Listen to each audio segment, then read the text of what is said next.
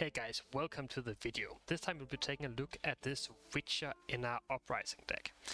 And I think Iluha broke the record for the highest score ever with any faction today.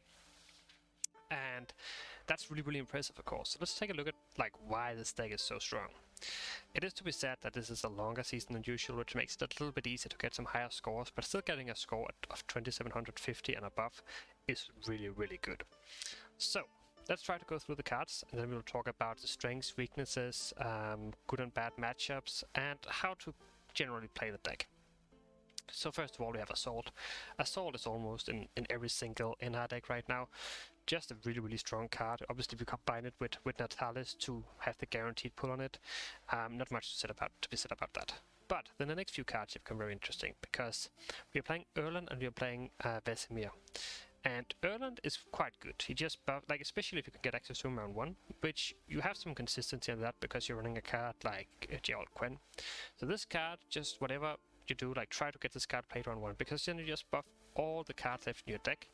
That means your Witcher trio, it means all your bronze cards as well. It's just a bunch of carryover. And especially since we're running Uprising, where our leader becomes better the more boosts we have, it's just even better. But the real MVP of this deck is Vesemir Mentor. Vesemir kinda does the same thing as Erland, because we're only playing witches in the deck. Except you don't actually need to have the cards in your deck. It also works on the cards in your hand, it works on the cards on your board. So usually what you want to do is try to develop a bunch of witches on the board round 1. Then you play Vesemir. You have to wait a few turns because he got this adrenaline restriction.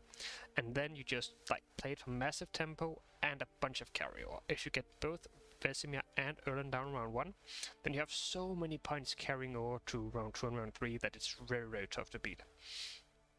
Then we have Gwent. Just makes a lot of sense, right? Since we're playing a card like Vesemir, this gives access to some of our important cards, and just an overall pretty solid card. Another unit for our leader as well. So Gwent is good. Then you have Kelda, and Kelda, when you just look at the card, Kelda doesn't look that amazing. You know, it's 4 for 9 and 2 point into an engine. You have to play him late, compared to something like an MK.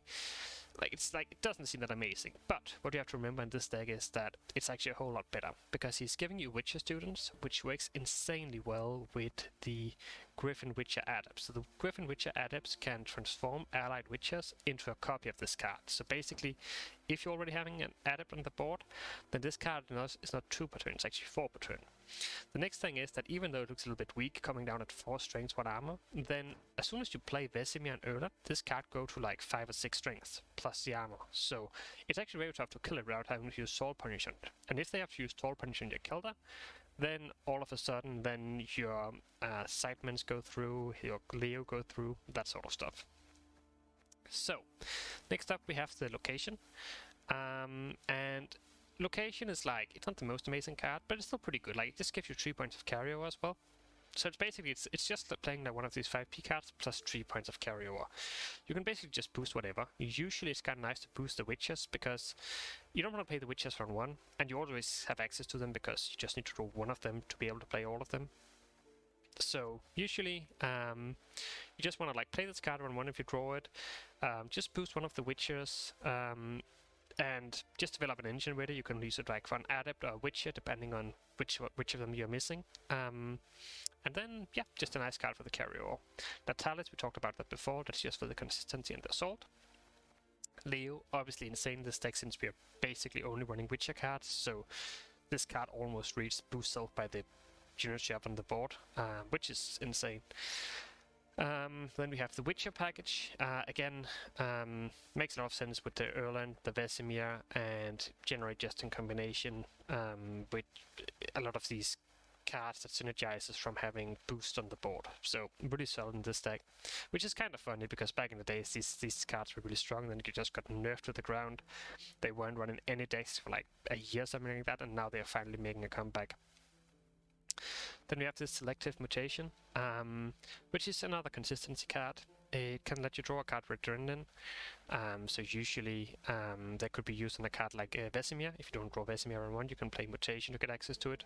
But the other nice thing about it is that it gives you 2 of these Witcher Student tokens. And the Witcher Student tokens are very good against because we're running the Adepts. So this essentially plays for 8 points rather than 4. Because you have the adepts. Obviously people can deal with them, and obviously you cannot assign all of the value to the mutation because some of the value should go to the adepts as well. But still pretty good consistency card at almost no cost. Then we have this card, which is like the condition. You can just ignore that. Well, you can't, but it's not really something that we will struggle to, because again you're just running so many witches. So it's basically just a 9 for 6. That's a witch attack, which is usually worth 1 extra point, so it's a 10 for 6. Just really good point slam card.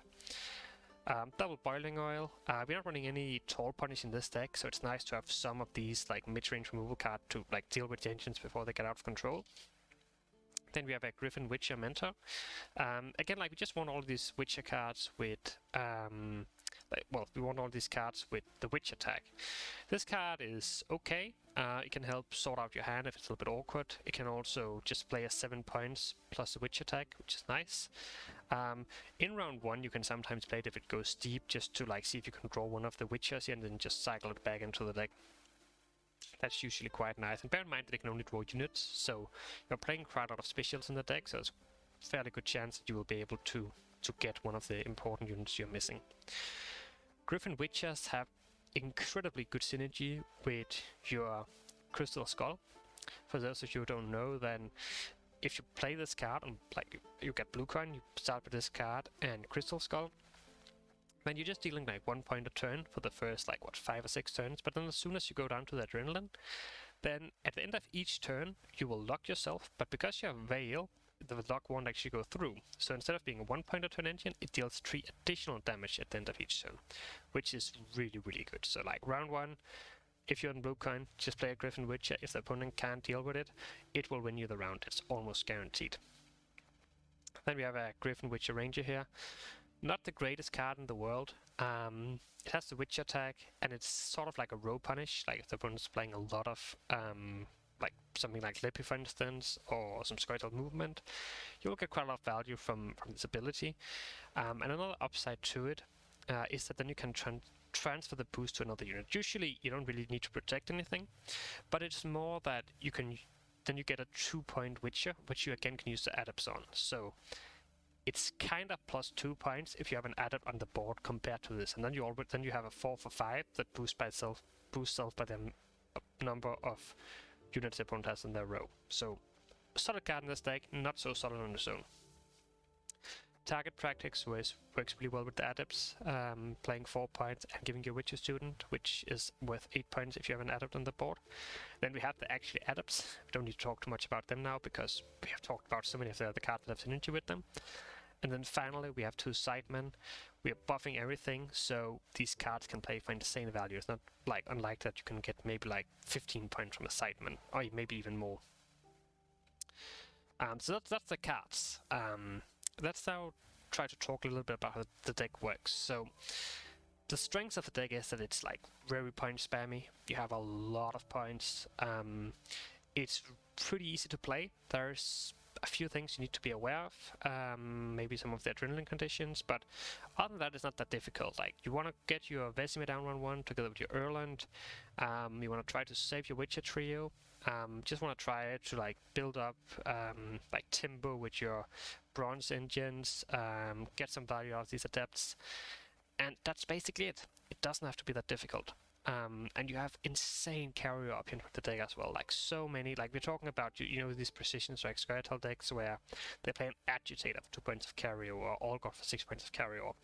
If you compare that to Erland or Vesemir, like it's just nothing. And these cards actually play for good tempo as well. So like it's not even like you're not worried about going on blue, which is the case for some of these carrier or skeletal decks. So in terms of the weaknesses, then we don't have any tall punishes, which could be a problem against some of these very greedy decks.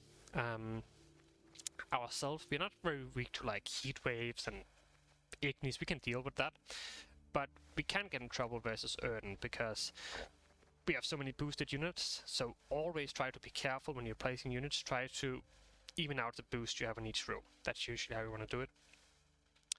And then sometimes they can be a little bit awkward to play because of the adrenaline. You have quite a few cards you want to play rather late. Usually it's not that big of an issue, but you need to be a little bit careful that you don't end up with too many adrenaline cards in one hand, and then you can't really play all of them. In terms of the mulligans, then I would suggest that you always try to get rid of the witches here around one, the witcher trio. You might also want to get rid of maybe like a sideman. You can have one in the hand, it's not like that terrible, but generally like try to get rid of them as well. And then obviously mulligan for your Erland, mulligan for your Vesemir. Don't worry about finding the witches again later. That will almost always happen. You have 3 of them. It's like very unlikely that you don't draw them. And even if that should happen, that you miss all 3 of them in a deck that sends pretty well, then you still have this selective mutation. So you will find your witches. Don't worry about that. You also have Gerald Quinn actually. So you have like multiple shooters for them, even if you should manage to miss all of them. Other than that, yeah, so that's basically the mulligans. For the matchups, then I would say that it's pretty good against decks like maybe Lockdown or Lippy. A deck like Lockdown, they have a lot of control, but if you're on blue card, their control won't even actually work because of how your Crystal Skull is working. Like they would have to first use Cupbearer to purify it and then play a lock afterwards, and like it takes so long time for them. Maybe they don't get the poison package off, something like that. So really nice against Lockdown. It's also pretty nice against something like Lippy. Lippy is just point spamming and control. You don't really have, like, you have some engines, but you don't care too much if they answer them, because like your point spam value can compete with Lippy, so you should also just outvalue them completely. It can be bad versus Shiro decks. You play a lot of these boosted units that are around the same strength, 4, 5. If they have a Shiro, you could really end up in trouble. I think you can like get out of these issues if you bleed well, but that's something to bear in mind at least. And then again, Erden decks can be tricky. Probably also like decks that run deck manipulation, Nilfgaard, something like with Coldgrim, simply just because you don't have any Toll Punish, so like if they manage to thin very well round 1, then they can really get you in trouble, because like the Coldgrims can just play for like 10 plus points a turn with Kingslayer as well. If you don't have an answer for that, it's really just an uphill battle. So there are definitely some situations where the deck can lose, but generally right now in this current meta, it is probably just the best deck you can play. So these sort of things can change rather quickly, but right now, if you haven't played it yet, I highly recommend you to go out and give it a go. The meta won't change after the new season, so it's just about giving it a go and becoming familiar with the deck, because I have a feeling that this deck will see a lot of play in the upcoming season. And then just briefly in the end, we have already talked about a lot of it, but like in terms of like the general game plan for it, then usually you want to try to see if you can win on 1. If you can't, that's fine. Like, you don't have to win on 1, but like if you can win on 1, just like you don't need to win on even, just win on 1 without committing your witches or anything, then you can quite often do like a really good bleed run too, where you just play your witches, you play your Keldar, and just like very quickly develop a bunch of points. But don't worry, like if you don't win on 1, your long run 3 is great as well. But again, you don't have these tall punishes. Some deck, if there's like really greedy win conditions, then you might be better off like just bleeding them out, because you can kinda get value out of your cards faster than some other greedy decks can. That's basically it for the guide. I'll now show you a few games so you can like watch how the deck works in action. If you're interested in seeing more of it, you can just go to my Twitch channel. I will link that in the description. I have plenty of more. I played it quite a lot on stream today, so you can find plenty of games with it there. Thanks for stopping by, guys. See ya. Also some quite interesting decks we're going up against here. I mean, like homebrew, like every deck's kind of started like an homebrew, right? It's the same whenever I or any other like pro player build decks, right? It's like that's technically an homebrew, right? Some people are just better at it than us.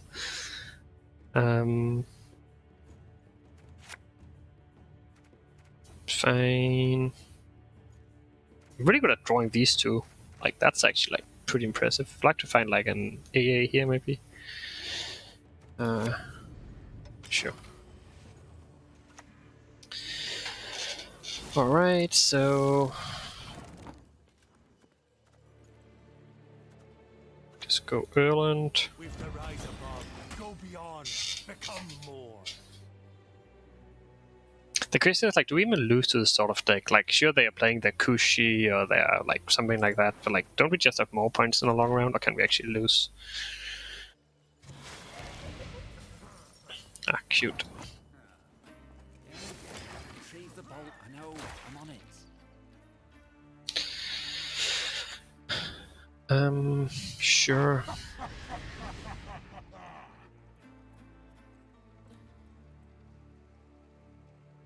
It's not the greatest hand, though. Don't think this is winning round one hand.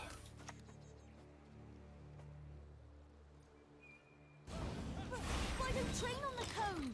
I hate it. But maybe, like, if it takes an early pass, we could try to see if we could... That's pretty cheeky from him.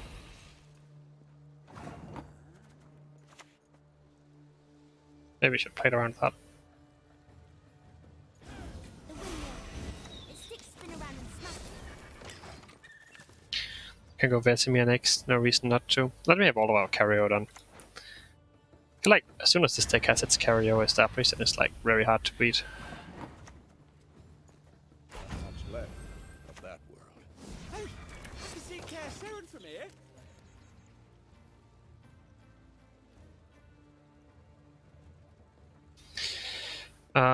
Are you replacing Erdn with extra creed and small removals? So I didn't make the deck Eluha did, but yeah, like there's no Erdn. I think the main reason for no Erdn is because you kind of like the issue I had when I played the old list was that you kind of ended up in the situation where you had too many cards you wanted to play in your last like 3, 4, 5 cards. So your first few cards in a round was like super awkward.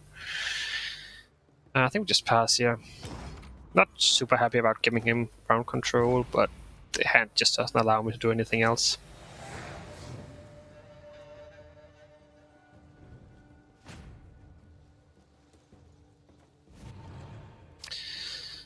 So it's nice, just get a few. This hand looks good, I think. Like, he's probably not gonna bleed, right? But it'd be pretty cool if he did. Probably just get rid of one of these. I think. Like, honestly, that could be a mistake. It's very possible it was better just to play the Griffin Witcher here, but it did kind of feel like the Griffin Witcher should be pretty good with all those buffs on it. So we don't want bricks, that's for sure. Kinda want to take a mole here, but that's good. So I should start with this here. The wonders of projectiles and ranged weaponry.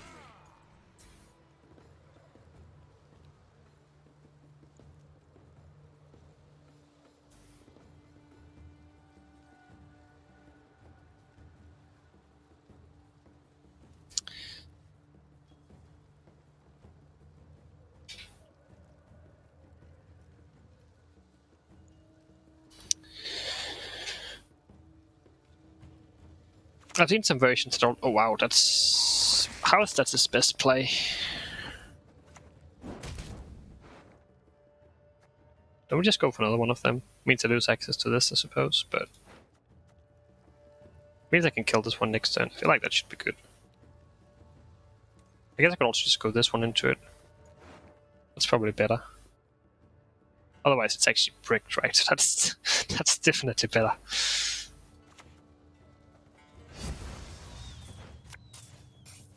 Can't see it getting any better than this. Sure.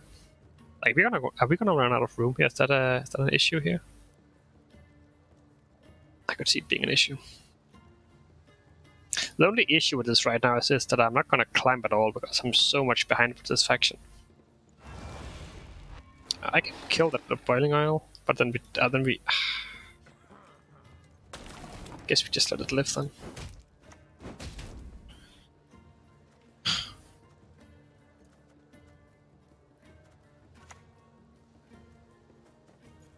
Can I come down now? Yeah, we could have. Yeah, that's true. We could have unbreak with this card, but I don't know.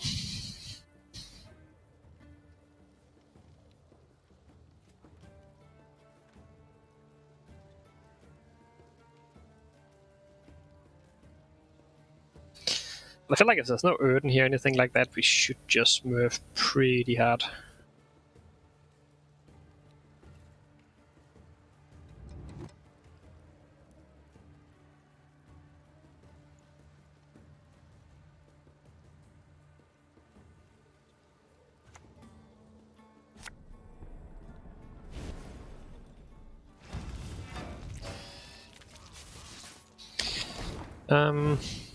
Sure. I think I'll just ignore that.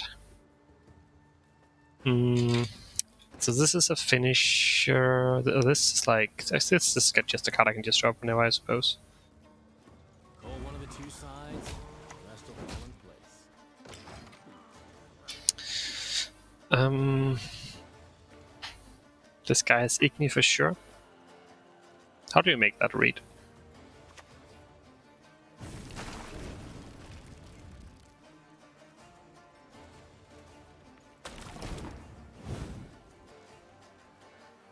Could just drop this one now.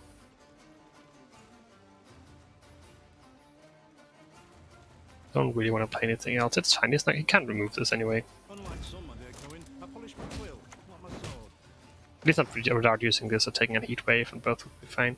We just. Oh shit! That was the Igni you guys talking about, right? Yes.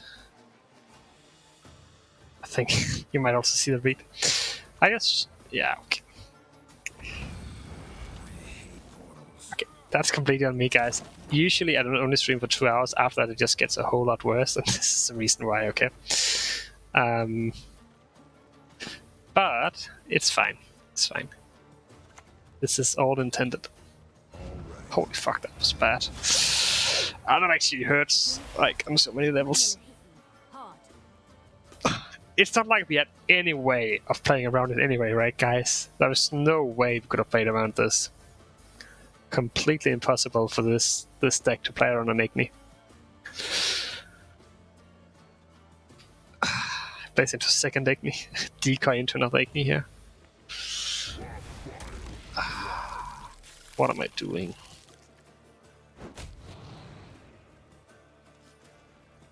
Was that worth it for him? Also, I should have played this guy first. I'm just like... Yeah. Don't ever expect your opponents to line up.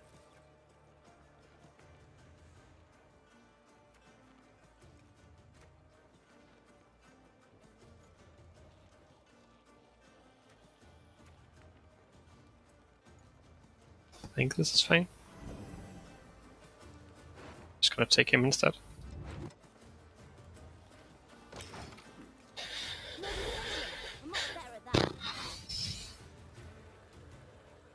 He took care of your possibility with too many units? Yes, very nice of him.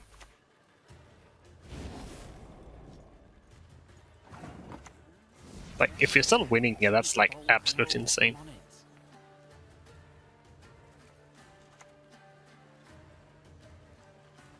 No, I never underwent mutation, but I'm still a Witcher, damn it! I think we have to go this into this guy next.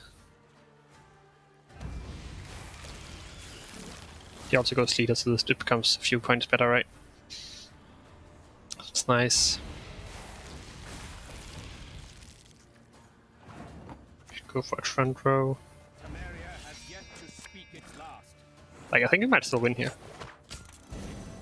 A wounded monster's deadlier than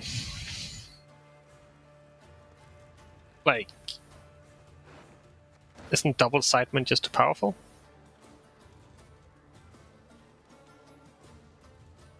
He's already played his Heat Wave, his Igni, he doesn't have any more troll removal. That is a lot of points though. But if it's Oswald's last card, he's not gonna play for anything. So I'm supposed to do this and this and this.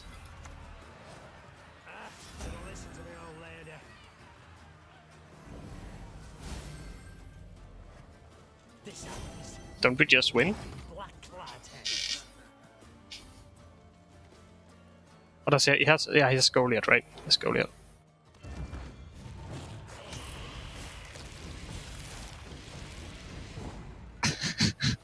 I did not deserve to win this game, guys. But it probably says something about how good this deck is, right? Lockdown. Patience is not a virtue I am known to have.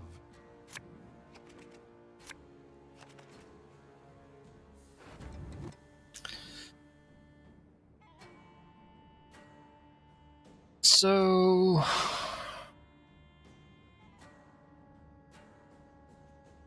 didn't draw my dudes.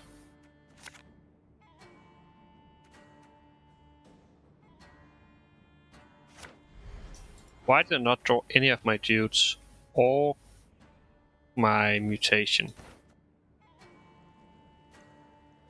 That feels bad.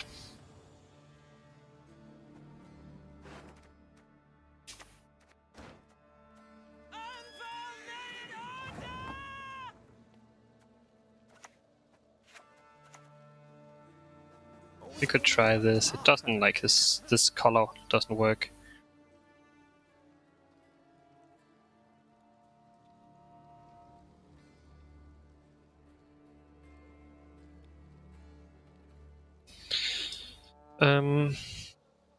YTLG decks. YTLG have all Nilfgaard decks with color. I mean, so I started playing color in Nilfgaard, in lockdown. Felt like that was pretty good.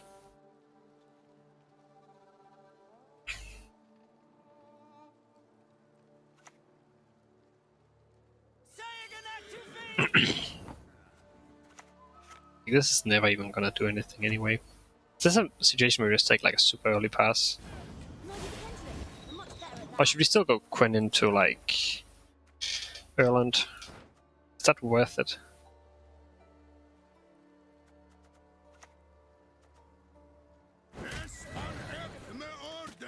Are we ever better off just taking an early pass here? Nah, we never pass, right guys? We never pass.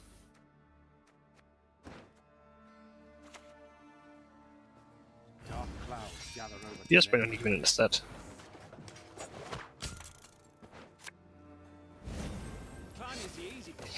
We just went on even instead. Does rank 1 get the same reward points as pro rank on season end? I have no idea.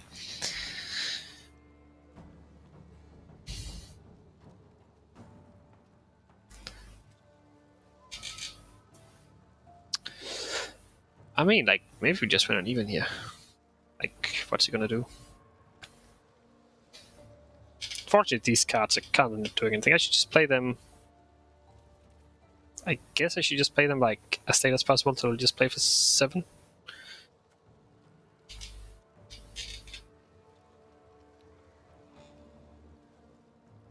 You get reward points on season end. Yeah. I don't know what I should use my reward points for at this point. It's kind of sad. He kept both of these? Damn, that's a commitment. Call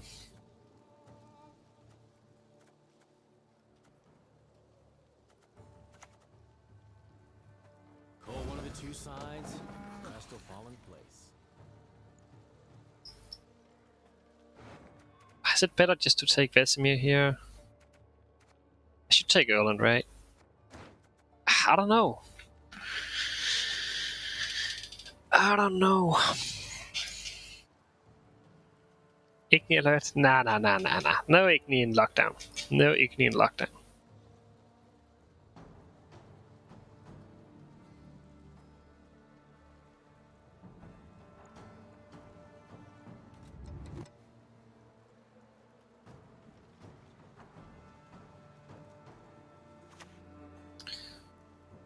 Peaceably. That's what you folk lack. Nice ping.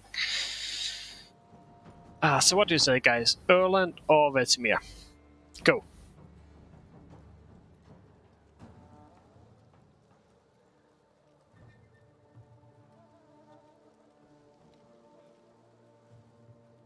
Erland, Vesemir, 1-1. Because, like, Erland, 3 for Erland. Like, Erland is more carryover, but it's also less points if we need them this round. Vesemir. Vesemir. I mean, I'm.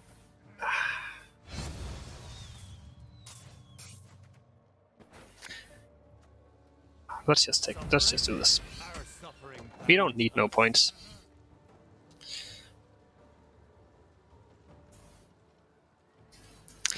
Like, it's all about if we need the points, but I suppose in, like, emergency we could activate the Erland here, which does sound kind of wanky, but, like, we could do it. But yeah, I feel like Vesemir, like, Erland is just really bad later on, right? If you draw him late.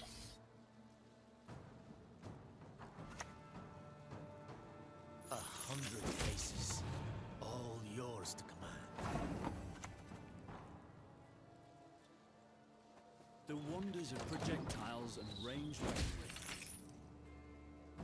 Not the best set, but not the worst either.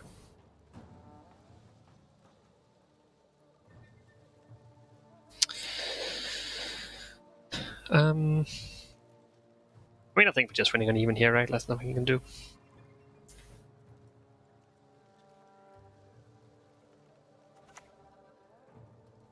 Just a peek. That is all I need.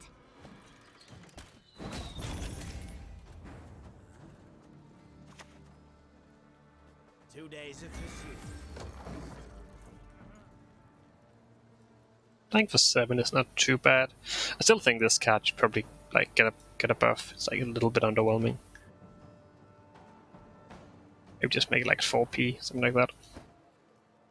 Or maybe just like up the base strength by 1. Like, you're only playing him because he's a Witcher, and that's not really a good alternative.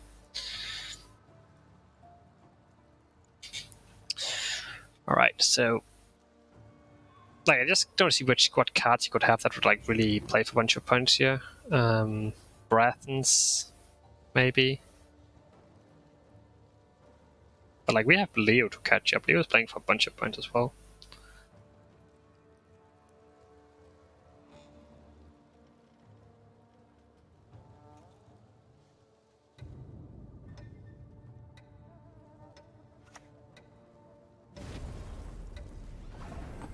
What did he steal? I didn't pay attention, guys.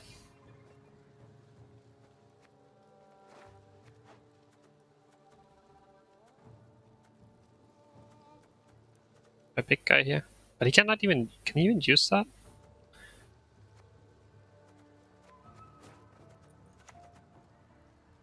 The bolt softens them up, the sword finishes them up.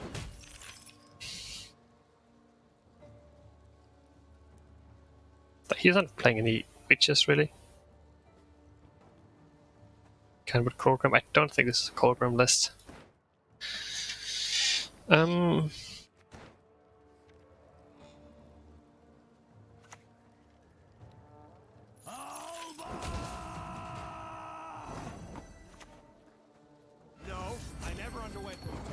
we won uneven. He didn't really play any. Like, did he any? Like, he only played Yen as a gold card. But, like, we just need to draw, like, Witchers, Vesemir, Keldar, Assault. We need to draw too many cards here, but we should be fine.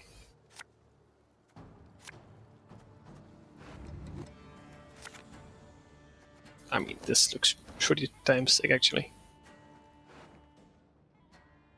Like, he needs to have a lock for this, otherwise he's screwed.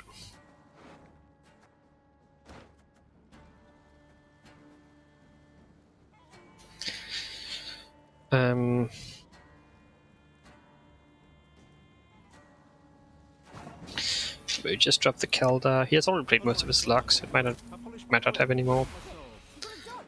And then we could go AA if we wanted to. Maybe just into, like, Griffin Mentor.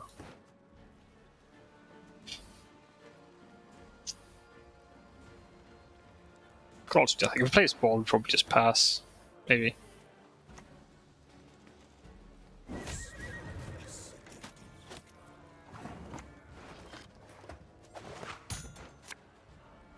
Why don't train on the cone? I hate it. Back in the deck with you. The windmill. He's so dead. Stand and smash you.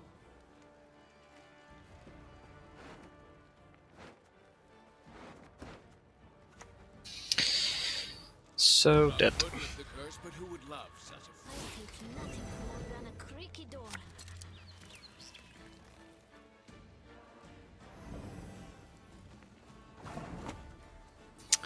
much left? Well played. The windmiller hit them hard.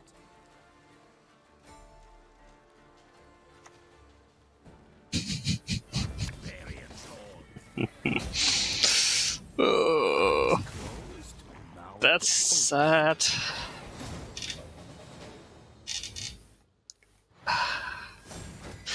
Alright guys, that was like, yeah, this deck definitely felt good. Really happy that we tested that out. Then we're gonna end the stream here. Thanks a lot for stopping by, guys. Let's see who's online. I'll send you over to Golflow. But yeah, that was a bunch of fun. I'll try to see if I can stream again tomorrow, but otherwise it'll probably just be in the new season. So yeah, see you guys. Have fun.